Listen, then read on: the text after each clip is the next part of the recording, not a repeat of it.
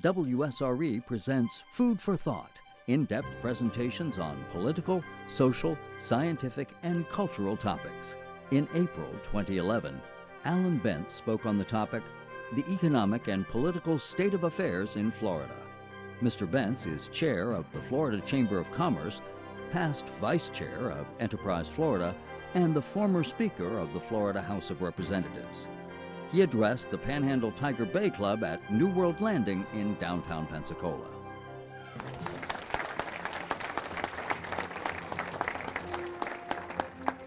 Well, thank you, Sally. I appreciate that, and I appreciate your inviting me here today. It's a great crowd. I see my old friend Garrett Walton here.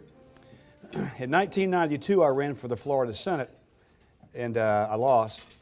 But Garrett was one of my supporters here. Lewis Bear was one of my supporters here in Pensacola. And I will tell you, my early political career was pretty bad. When I was in 10th grade, I ran for class president and I lost. In 11th grade, I ran for student body president and I lost. I ran for 12th grade class president and I lost. I ran for the Senate in '92 and I lost. I ran to be on the Tourist Development Council in Bay County. Lost that one too. And then I ran for the House in '98 and I won. And then I ran for Speaker and won. So there's always hope. And I've learned in my life sometimes, and I really, you know, philosophically, big picture, the government does so much for us that, for example, the bailout and so on, you know, sometimes you have to fail to learn how to win. You know, sometimes you have to make mistakes to learn how to do things right.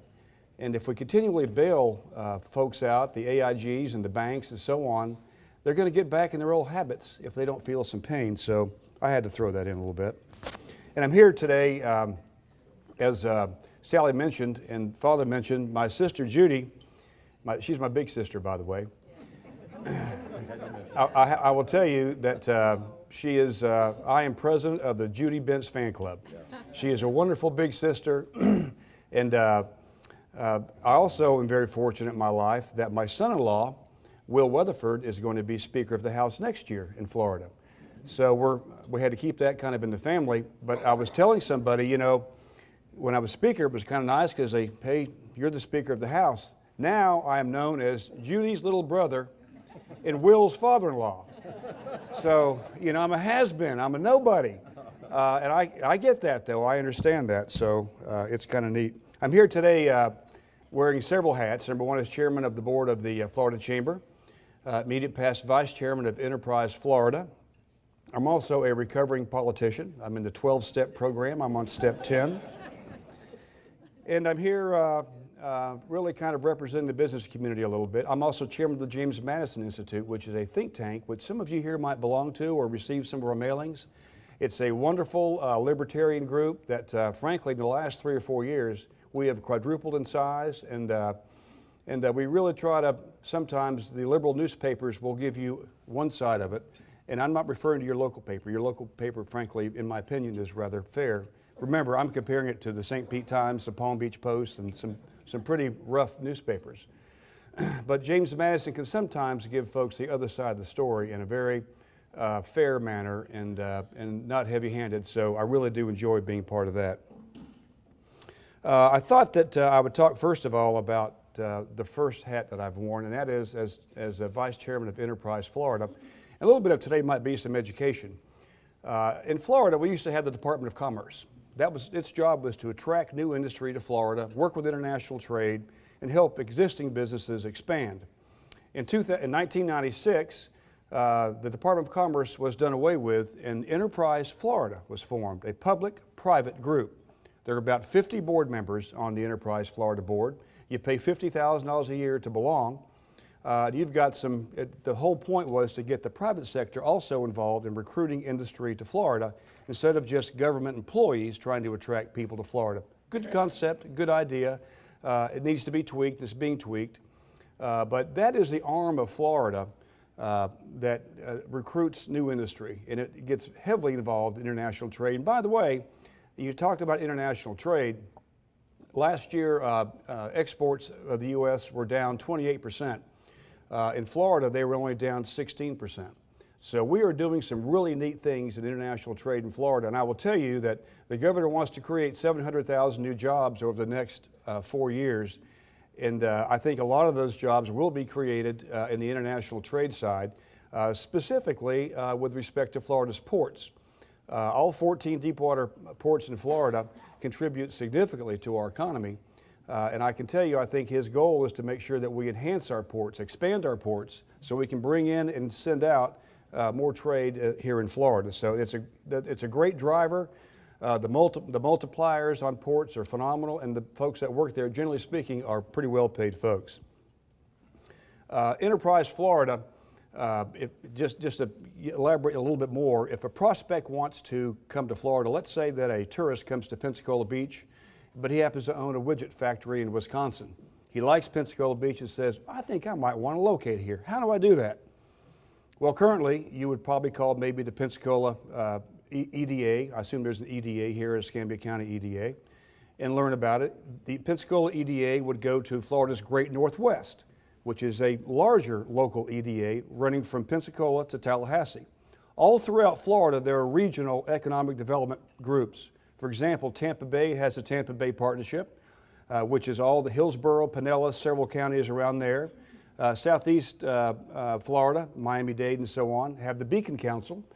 So we have regional groups that are helping to generate new jobs in Florida. They all report up to Enterprise Florida. And Enterprise Florida is empowered by the legislature to help incentivize new corporations to move to Florida. They're given what we call a toolkit. For example, if a company wants to move here and they want to expand their business here in Florida, but the location they found needs a road, then Enterprise Florida has dollars that they can utilize to build that road, to bring that company here to Florida, to Pensacola or Panama City or wherever it may be. So that is the role of Enterprise Florida. My other hat is as chairman of the board of the Florida Chamber of Commerce. And a lot of people think that the Florida Chamber's goal is to bring in people. It's not. That's Enterprise Florida's role. And by the way, you will see this legislative session some significant changes going on Enterprise Florida, on Visit Florida. They're going to probably be rolled up into one larger super agency, and they will all report to the governor. And I can tell you that our new governor is fired up about jobs. My hero is Governor Bush. And I will tell you, I was at best a less than average speaker when I was speaker, but I had a great governor. And he could make even the worst of us look pretty good. But Governor Bush, during session, would call the Senate President and I down to his office in his conference room, and he'd have about 10 companies with a CEO's telephone number. He'd call them up, say, hey, Mr. Smith, I hear you're thinking about moving to Florida. What can we do to finally get you to move here? And the person might say, well, I need a road. I found a location, but I need a road. It's going to cost $2 million.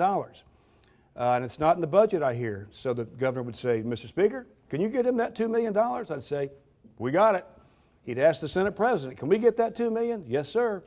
And boom, we got that industry.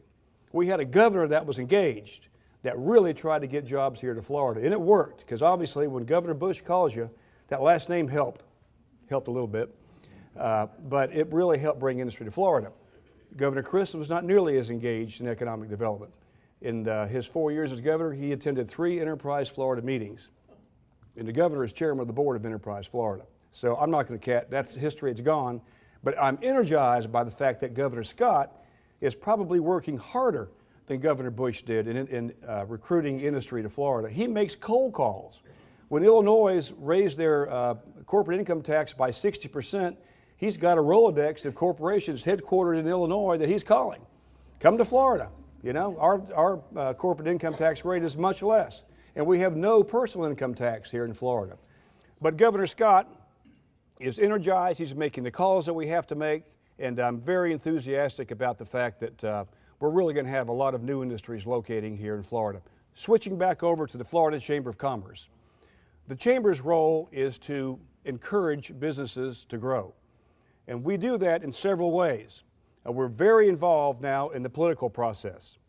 I can tell you 10 years ago, the Florida Chamber probably contributed and raised maybe $50,000 statewide for campaigns. This past election cycle in November and in the primaries of 2010, we raised $5.5 million. So we have become players. and what's going on in Florida politics. And by the way, the Florida Chamber raised $5.5 million. The labor unions and the trial lawyers raised $27.5 million. So before you get too carried away with, boy, that's a lot of money with $5.5 million, it's a tough battle for us to make, because our opponents are, I say the opponents, generally speaking, we're not aligned on issues, might be a nicer way to say it. So I think, and what's happened with the Chamber of Commerce is by being able to back business-oriented candidates. It used to be when I ran in '98, 2000, and so on, and I was helping and getting involved in campaigns, that if an incumbent member was up for re-election and a trial lawyer ran against them, I mean, it sent shivers up my guys' back, because they were going to raise, the trial lawyers can raise, you know, $100,000 in a snap. So can the union candidates. So now what's happened is it's almost reversing. When people hear that the chamber is backing a candidate, it sends shivers down the other folks' back. And we have to do that. And it's not that the chamber agenda is for big business. I'm a small businessman. You know, I've got about 350 employees. Combined, all my companies gross maybe $100 million. And in today's world, that's a small business. So I want to tell you that it's not just geared toward the AT&Ts. The chamber's not just geared toward the larger insurance companies, power companies, or whatever. We are very involved in what's going on with the working man, the working woman, and the small business person here in Florida. So having said that, what are some of the things that we're doing in the chamber? What issues are we engaged in over in Tallahassee? And this will give you a little update on what's going on in Tallahassee. Our number one issue at the chamber is education, which you probably say, education, the chamber, education. Florida has a terrible history of being boom and bust. We have always been so traditionally dependent upon the real estate market, construction market, and tourism market, which are very, very cyclical, as all of us know right now, especially in Northwest Florida, that when we do well, but boy, when we sink, we just sink. In the case you're not sure, how many major banks are located, headquartered in Florida? Big banks? None. Hadn't been one here in 25 years since Southeast Bank was a major bank in America. It's because they just can't get through the rough times. So we have to change how we do business in Florida. And what we're pushing at the Florida Chamber is to get involved in other areas: aerospace, nanotechnology, photonics, information technology. We've got to move into other areas so that we can diversify our economy. And for example, several years ago, we brought a company called Scripps to Palm Beach County. Got them $300 million. We brought another company called Burnham, Torrey Pines, all great nanotechnology type bioscience corporations. We got them from the Silicon Valley because the cost of doing business in California was too expensive for them. They promised a lot of jobs. They have generated a lot of jobs. The icing on the cake was going to be the cottage industries that would spread out and form around those companies. But there's a problem. Our universities are not turning out the STEM students: science, technology, engineering, and mathematics. We're turning out folks that major in sociology or psychology. We've got to change that. There's a company down in, you've heard of them, called RIM. They make this thing called the BlackBerry. They located in Broward County. Why do they locate in Broward County? It had nothing to do with anything that Enterprise Florida did. I wish I could take credit for it. It had nothing to do with it. Motorola was moving out of a big building in Broward County. RIM was looking for a place to locate, and there was a wonderful workforce there, a wonderful built-in workforce. Boom, they moved there. 500 high-paying jobs. We have to have a workforce if we want to change our economy in Florida. We have to do that by having a good education system. We have to have a strong K through 12 system and a strong university system. The tuition in Florida currently, the average tuition in Florida of the universities, is 49th cheapest in the country. 49th cheapest in the country. And let's talk about the quality of some of our universities besides my sister's, which is wonderful. To get in the University of Florida now, you have to have a 3.95 GPA and a 1,400 SAT or ACT score. SAT score. Those are phenomenal numbers. I'd forget about it. Judy knows I'd never make it. I'd never come close. But we have to make sure, though, that we orient our Bright Future scholarships and so on towards students who can end up with degrees that can help us diversify Florida. And we're working hard in that at the Chamber. We recently, one of the first bills to pass this session was our top priority, and that was education reform, teacher tenure, merit pay for teachers, and a host of other items that we think will increase the quality of students that we turn out of Florida schools, especially the K through 12 schools. We've made progress in K through 12. It takes a while, but we've made a lot of progress in our K through 12 schools. But we have to move on now and make sure our universities turn out these students that can help us diversify Florida's economy. Second issue that you're going to see us really work on is property insurance. I live on the bay, big house, too big, trying to move out of it actually, getting old. But my insurance bill is cheap.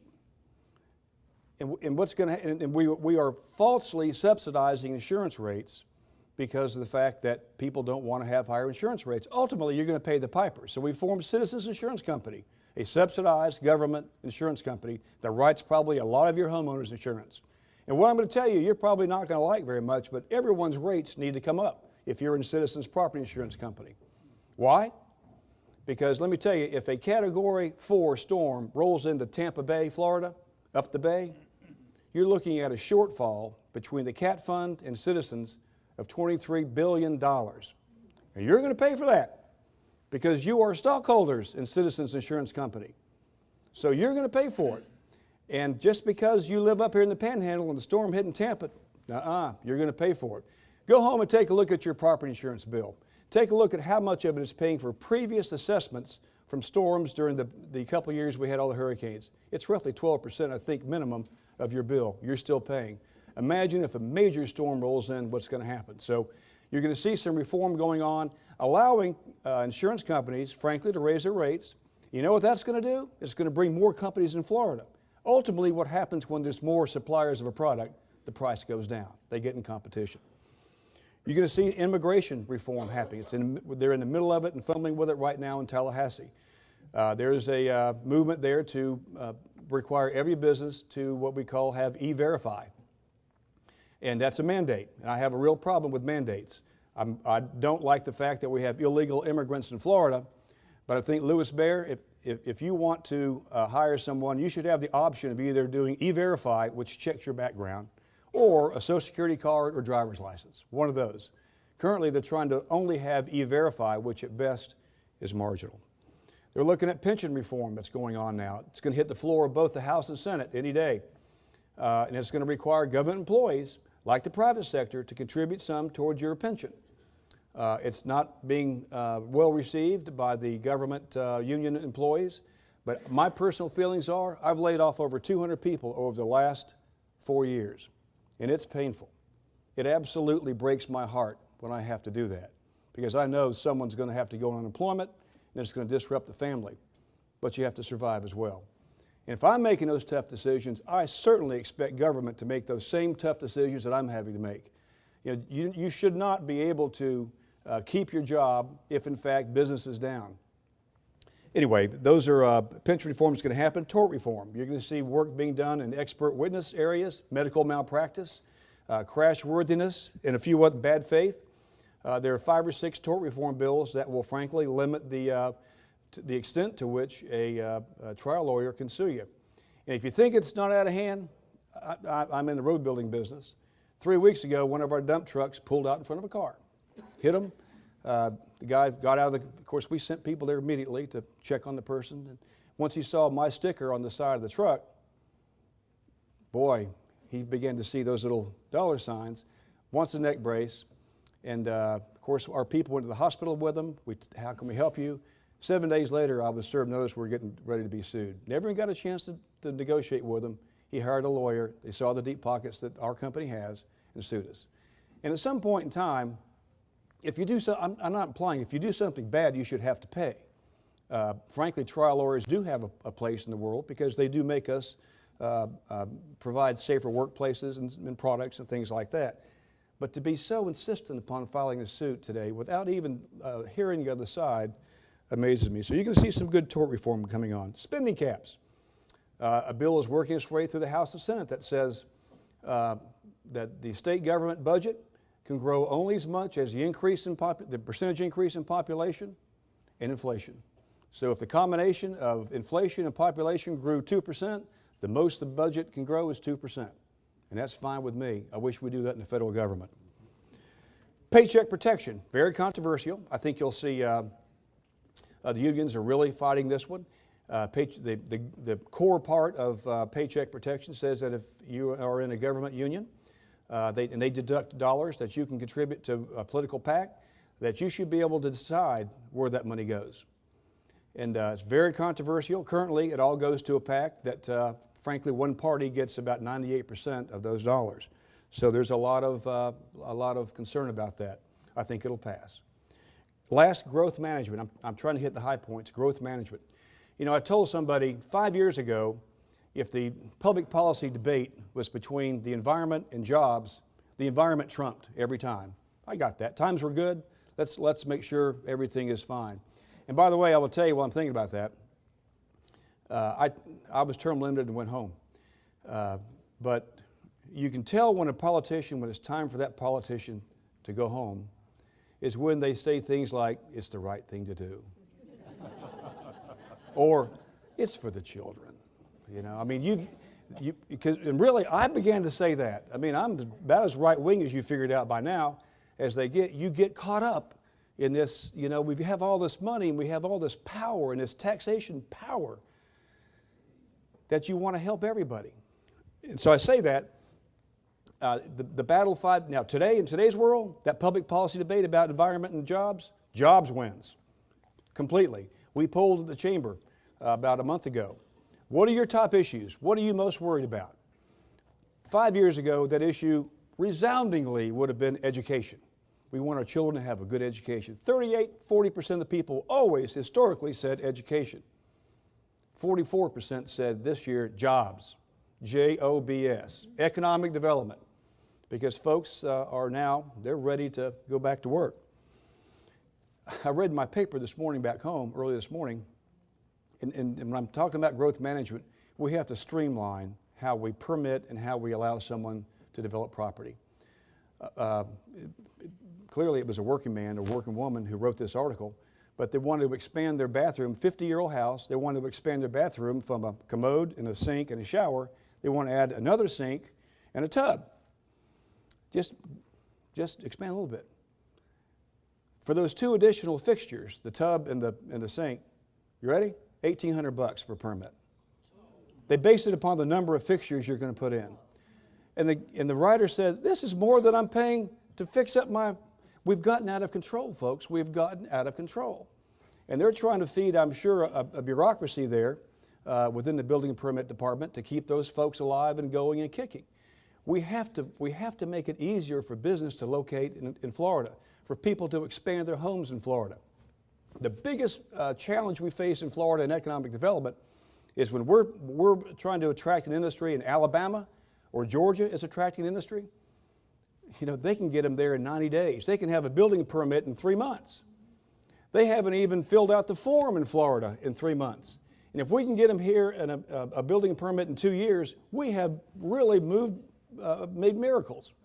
So, and I will tell you, you're going to see some significant changes in the legislature this session in growth management. It'll probably happen the last 2 weeks of session, but I think members of the Florida House and Senate got that message, and they're getting it from people like you know, who are out there trying to make a living, who have made a living, and they're getting the message loud and clear. So I think you'll see some really neat changes along those lines. Governor Scott, controversial. I supported the other guy. I'll raise my right hand. I was a McCollum guy. And Governor Scott has come in. And let me tell you something. He is keeping every promise he made. Every single promise he made. And boy, is it making people mad. It is absolutely making people mad. And I will tell you, we needed a little dose of reality here in Florida. All of us needed a good dose of reality. You know, and sometimes, and clearly he's starting out way over here. And he has to deal with a legislature that may not be as anxious or as excited about the changes he wants to make. But I will tell you, he's keeping his word. I was able to introduce him last week at an event over in Tallahassee. And before, we've developed a rapport. And we were talking about the fact that I didn't run again because I don't believe in that. I think you should go home when you're done. But he said, you know what? I had a job before I became governor. I've got a job after I leave being governor. So You have to love that kind of an attitude that I don't care if I get reelected. I don't care if I push all the right buttons. Sometimes you have to get your agenda passed, you have to push buttons. But he's sticking to his conservative values. He's sticking to his campaign promises. And frankly, I'm very impressed by it. Finally, let's talk about Northwest Florida. If you have questions on any topic you want, ask me when I finish up. Let's talk about Northwest Florida and what's going on in Northwest Florida. You know, we've all taken it in the chin here in the Panhandle. Real estate's very poor. We had this little problem last spring and summer called the oil spill. Tourism has been down a little bit, I think, all over the Panhandle. We've taken it on the chin here in the Panhandle. It's been rough. There's some small pockets where that hasn't been affected so much. But I will tell you, my message, part of my message today is that there's hope. There's hope. Take a look at, in England, for example. We have the F-35 mission that's expanding, going to probably employ 3,500 to 4,000 new people. We have University of West Florida that's energized. Gosh, I mean, my sister's wearing me out. I mean, she's killing me. Just, can you help me with this? Can you help me with that? I want to do a capital campaign. Will you? Yeah. But I see an energized University of West Florida. We have FSU, a tier one university in Tallahassee that expands over to this part of the world. We have Okaloosa County, which has the #1 K-12 school system in Florida. I mean, that is absolutely wonderful. We have a new airport in Panama City, $335 million airport. And let me tell you what's happened to that airport. Employments in December of 2009, before the new airport was built, were 24,000. December of 2010, a year later, with the new airport, 91,000. I mean, let me tell you, now, there's new airline flying in. Granted, new airlines coming in. But there are a lot of great things that are beginning to happen in Florida. And here in Pensacola, you have your Institute of Human and Machine Cognition, well known throughout the Southeast, well known around Florida. So we have a lot of great things that are helping us here in Florida. And let's not forget about, you know, what brought us to the dance, so to speak, in Northwest Florida.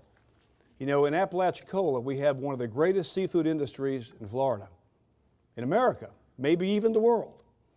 Who has not heard of Apalachicola oysters? You know, I mean, they're just legendary.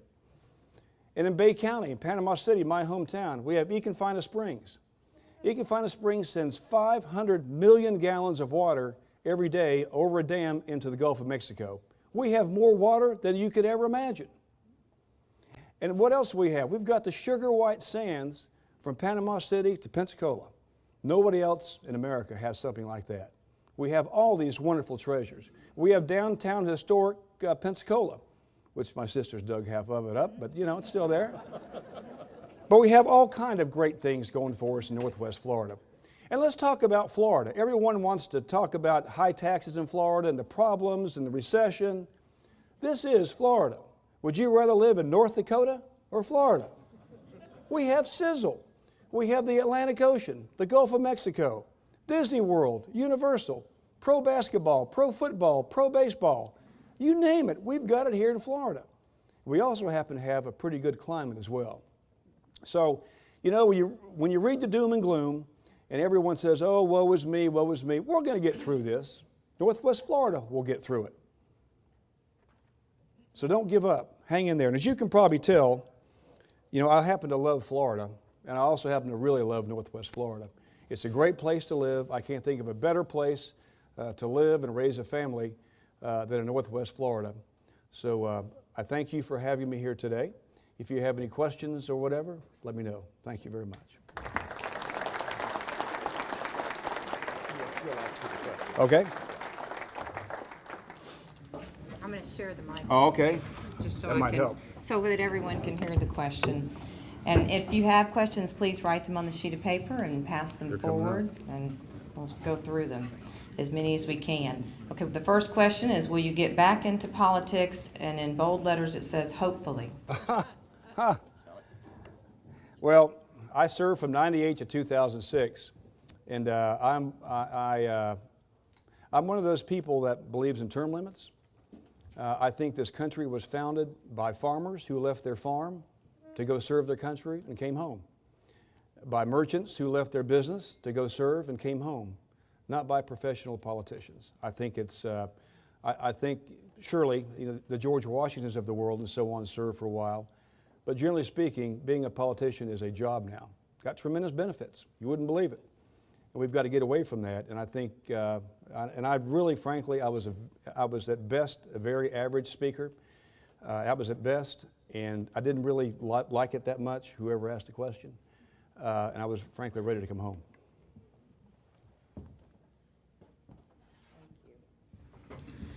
One of the topics in the newspaper, the lawsuit against BP, is pending, and Governor Scott has not yet committed, to my knowledge, on joining that suit. With the looming deadline, what should the state do, in your opinion? I don't know enough about the details of the lawsuit. I haven't seen it. You know, I would hope that, as I would do in my business, I would figure out how much damage was done to me. I would go to BP and say, we think that you've harmed us to the extent of X dollars. And if BP says, no, I think it's Y dollars, and you can negotiate and mediate and agree on a number, I think that should absolutely be the first step. Now, if the state can prove without question that they're owed $20 million, and BP says, I'll pay you $500,000, not a penny more, and we're not going to mediate, then that might cause a lawsuit. But I think we have to have a lot more facts on that.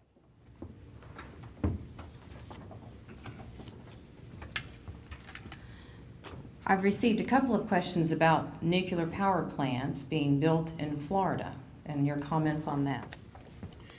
Well, I think we've got to be careful about what's happened in Japan. First of all, I think we have at least 2 nuclear power plants in Florida that are pretty close to the coast. So we have a problem already, maybe a problem, I don't know. I think we should analyze, quite frankly, I think the Florida Public Service Commission should analyze what happened in Japan. What safeguards can we put in place? So it's sort of like the oil rig thing. What can we put in place here in Florida so that we can safely build nuclear plants? Because I can tell you, in my personal opinion, with respect to automobiles and fuel, I'm tired of being dependent upon Middle Eastern countries for us to control our lives. I'm getting tired of making a Venezuelan dictator rich at our expense because we are so heavily dependent upon oil and other natural resources. So, my instincts tell me we can build nuclear plants in a safe fashion, but before we begin new ones, I would certainly want to make sure that we have made sure we can do it safely and efficiently. I feel like I'm in a debate or something like that. I'm debating myself. You want me to fight back? No. But you're doing a great job. I can give you my opinion, but nobody wants to hear that. A trial lawyer. Yeah, a trial lawyer's opinion. What are your thoughts on the potential changes with regard to the bills pending that are regarding our court system, the Florida Supreme Court as well as our other courts? Well, that's a pet project of the House speakers. We currently have, I think, 7 Supreme Court justices. He wants to expand it to 10 Supreme Court justices, with 5 of those justices serving on the civil side, 5 of them working on the criminal side. I haven't read all the details of the bill, but the appropriations folks say it will significantly increase spending in the judicial side. So I don't know enough of the details. I do know, though, that this would require what we call a joint resolution. It would have to go in the ballot next year. And I would think that the folks that have kind of weighed in on this against it are some pretty strong heavyweights. And with the threshold being 60% to pass a constitutional amendment, I think it might be tough. But from what I understand, they do it in Texas, and it works very efficiently. The system is smoother. And what is happening in Florida is the death row appeals are really clogging up the system and taking up a lot of time, so civil cases aren't being able to be heard. And that's what I'm hearing about and reading about. I do not know that to be a fact, but I assume since the House is pushing it, that must be the case. So need to get more facts on it, but you know, if we do have problems with the judicial system, you know, this country is basically founded on making sure you get a fair and speedy trial. And if that is ever compromised, that's a problem.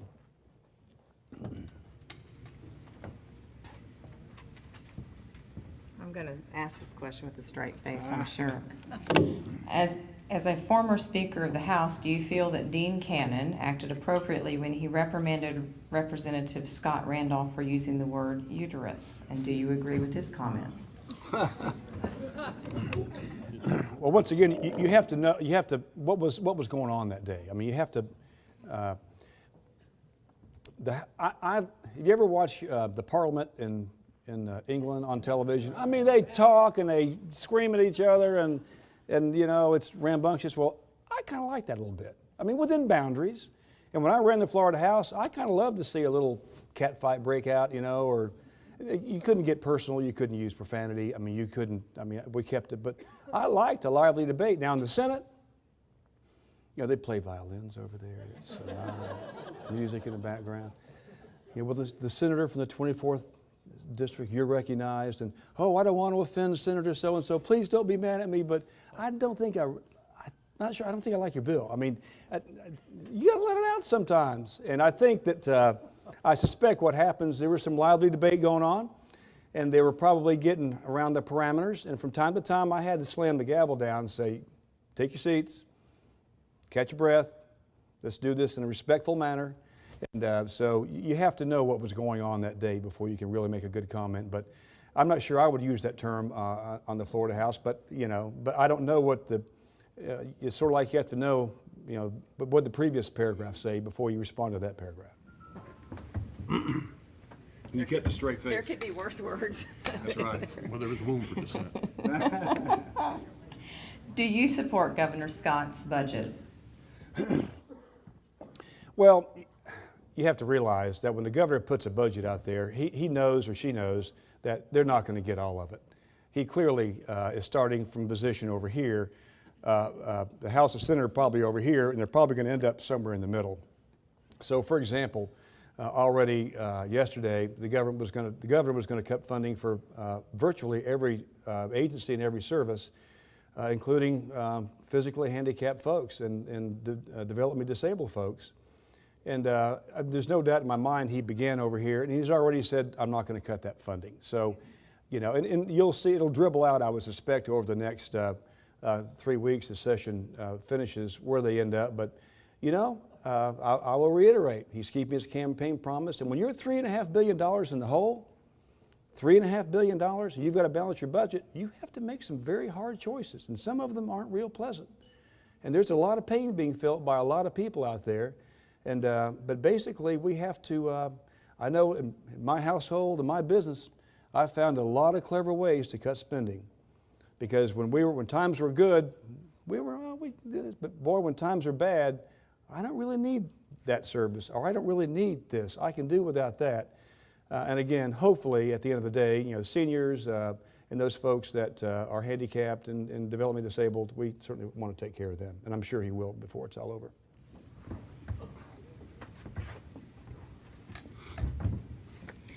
What specific items can the governor and legislature enact to help attract new business to Florida?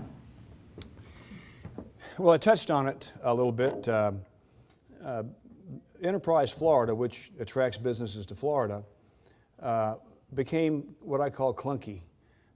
It became bureaucratic. The governor had control of it through an agency called OTED. So a business puts their package in, it's analyzed. And part of the problem with economic development is a lot of times a company, let's say a widget manufacturer, we always have to use widget manufacturers, says, look, I'm going to move to Pensacola and I'm going to employ 2,500 people. And I need $15 million though in incentives. So Enterprise Florida has bean counters, number crunchers, and they will figure out, basically they'll check out the widget company to make sure they're reputable people. And there are many times, though, when the staff analyzes the deal and says, you know, not 2,500 jobs, they may produce 115 jobs at the most. And literally, I've seen those two numbers happen. Yet they want that $15 million. Enterprise Florida has to be good stewards of the taxpayers' money. So we have to make sure that if we do incentivize a company to come, they don't go bust and we waste taxpayer money. So it's a fine line sometimes. And Enterprise Florida takes the heat, because we can't divulge sometimes at Enterprise Florida to the local community why the widget company can't come here, because we can't talk about their finances to the general public. So many times Enterprise Florida gets the bad rap, but we're also very, very cumbersome. And the new, I will tell you, the streamlining of economic development in Florida that the governor's pushing, and frankly the Florida House and Senate have bought into, I think, combined with a good, strong Chamber of Commerce and so on, and also streamlining the growth management bills in Florida to make it easier and quicker for companies to come here, I think you'll see some real neat things coming that will help economic development in Florida. All right, this will be the last question. That'll be a doozy.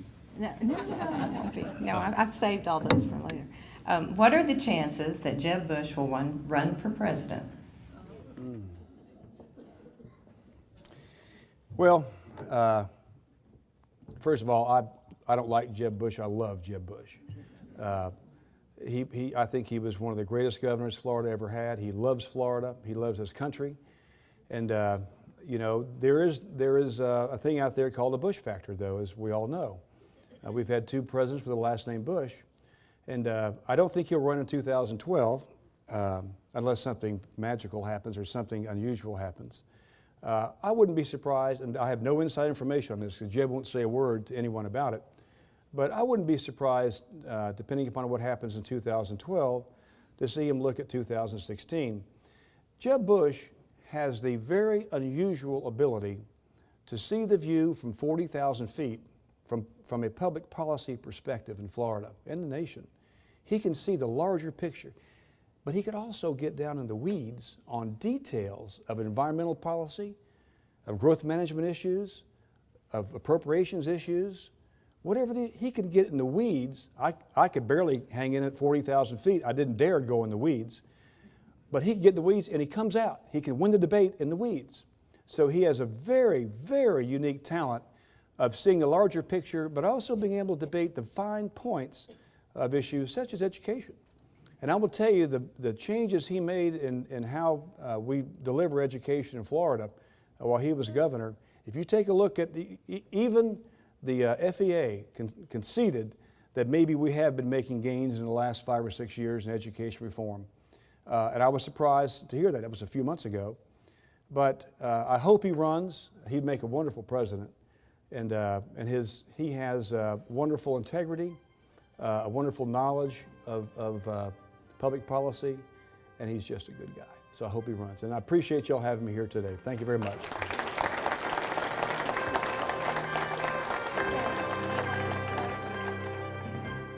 Food for Thought concludes with a portion of Katie George's remarks describing the role and function of the state of Florida's Department of Children and Families.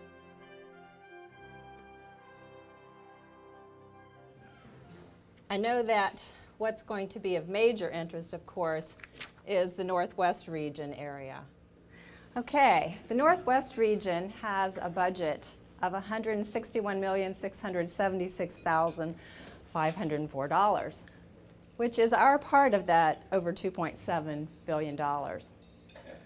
And we cover 16 counties and 240 miles from east to west. That's our big Northwest region that we have. And in Circuit 1, we cover 4 counties: Escambia, Santa Rosa, Okaloosa, and Walton counties. We have a website. If you go to MyFloridacom, there is a way to select an agency, and you can select the Department of Children and Families as one of the agencies that you want to look at.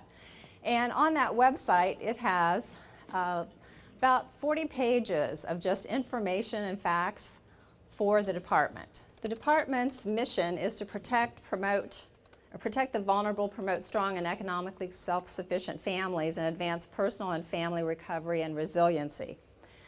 And the department's vision is to be recognized as a world-class social service program, delivering valued services to the customers. And we're committed to providing a level and quality of service that we would want for our own families. And our employees firmly believe in that it is something that we provide that we would want our families to have. The program areas covered by the Department of Children and Families includes adult protective services. In adult protective services, the mandate is to prevent abuse, neglect, or exploitation of vulnerable adults. We also deal with child care. statewide, they regulate 7,909 child care arrangements serving over 447,000 children in 61 of the 67 Florida counties. The state also has a domestic violence office in Tallahassee dealing with domestic violence. It's really a clearinghouse for information on domestic violence to provide information to the community. And prevention activities are handled there as well. The Access program protects the vulnerable people and promotes strong and economically self-sufficient families and helps to advance personal and family recovery and resiliency. Some of you may have heard of temporary cash assistance, food stamps, and I'm sure all of you have heard of Medicaid. We have a program called Access Florida that was implemented, and people apply online for these benefits. There are community partners, different organizations across our community that have partnered with the department to provide a computer source for people in the community to go in and apply for benefits. And so if you know of someone who is in need of benefits and they don't have a computer at their home, then you can send them to a community agency and they will help them to get online and apply for benefits. Family safety is probably the best known part of the Department of Children and Families. That's the one you see in the paper most often, right? I mean, really, people see about that all the time. And the agency really tries to administer a program for dependent children and their families to help not just the children but the family. They look at it's very family-centered and family integrated. And there are a lot of people involved in doing this. It's one of the biggest program areas. I want to point out to you just a couple of things on our data charts here. If you look at the December 2010 figures, the child calls answered in the state of Florida were 295,064 calls answered by child investigators, or by the hotline that's the child calls that actually came in. And investigations were conducted on 175,406 children out there and the calls that were received. That's a lot of child abuse in our state.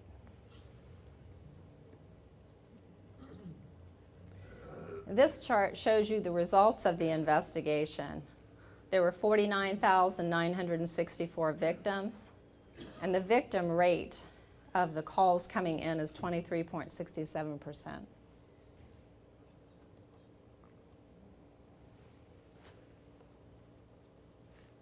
The total children served in the community-based care part is 29,789 children.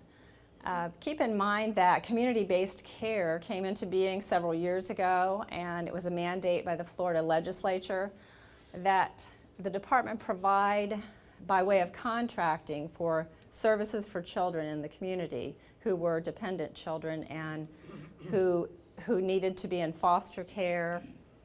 And in our area, we have Families First Network. Another part of the Department of Children and Families is the Office on Homelessness. And that office manages 5 homeless grant programs. In our area, we have 2 organizations that receive grants from the Department for Homelessness. We have the Escarosa, thank you. The Escarosa Coalition for the Homeless. And we also have the Okaloosa-Walton Continuum of Care. And as I'm scrolling through these, just so you know, this is part of the 40-page booklet that's online. So it's a lot of numbers, facts, figures, overviews of the program areas for the state. And it really is a wealth of information, a very good starting point. For the families receiving emergency housing aid in 2010-2011, there were 4,039 families that received emergency housing aid. Another area of the department is refugee services. We have the largest refugee population in the nation in Florida. Something that you'll hear about more is victims of human trafficking. There's really been an increased emphasis on that, and a lot of training that has gone on so that people can help to recognize human trafficking. It's important for the department to be involved in that because a lot of times the investigators are the first ones out there who see the homes and see exactly what's going on. So it's important for them to be able to recognize when human trafficking is taking place. And then they have an office in Tallahassee for strengthening families. It provides intervention services, focusing on healthy marriage education services. And another program area that you're probably very interested in and have probably seen a lot about is that for substance abuse and mental health.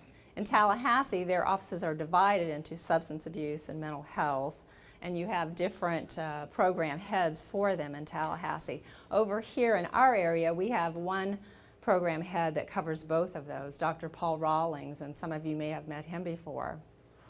In mental health, they administer and manage the state public mental health programs and provide quality treatment in the least restrictive clinically approved setting. They administer and manage secure facilities and programs for the treatment of training of defendants charged with felonies and that have been found to be incompetent to proceed at trial or have been acquitted of felonies by reason of insanity. Statewide for the 2009-2010, children with or at risk for emotional disturbances, 92,262 children. That number is amazing, isn't it?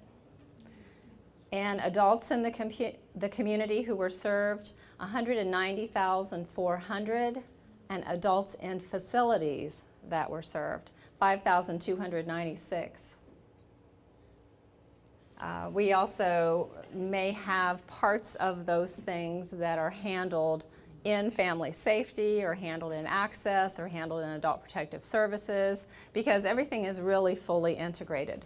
We have our people in family safety working with adult protective services on different types of programs and things that are beneficial to both of the program areas.